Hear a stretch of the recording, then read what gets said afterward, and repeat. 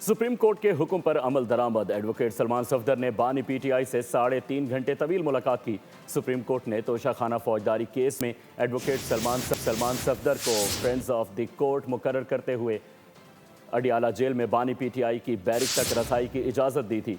बानी की जेल में हालत से मुतालिक रिपोर्ट जमा कराने की हिदायत की गई थी। सुप्रीम कोर्ट की इजाजत मिलने के बाद friend of the court advocate Salman Safdar की अडियाला जेल में बानी पीटीआई से मुलाकात। अहम मुलाकात 3.5 घंटे तक जारी रही। बानी तक मुकम्मल रसाई दी गई। एडवोकेट सलमान सफदर का मीडिया से गुफ्तगू में कहना था कि बानी पीटीआई की सेहत अच्छी है। बोले, रिपोर्ट अदालत में जमा कराने तक मजीद कुछ नहीं कहूँगा। आप देखिए, मैं 3 घंटे के बाद 3.5 घंटे के बाद बाहर निकला हूँ, तो जैसे जो सुप्रीम कोर्ट का हुक्म था उसके मुताबिक मुलाकात करवा दी गई है। सर आप जी, वो हो गया। सेल तक गए सर आप?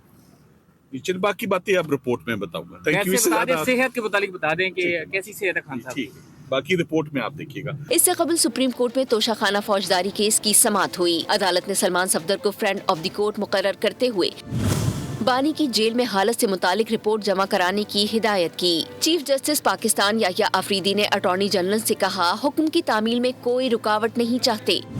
अटॉर्नी जनरल ने मुलाकात की यकीन दहानी करा दी। अटॉर्नी जनरल ने अदालत में 5 से 18 अगस्त 2023 की रिपोर्ट पेश की। बताया, रिपोर्ट बानी पीटीआई की अटक जेल में कैद के दौरान की है।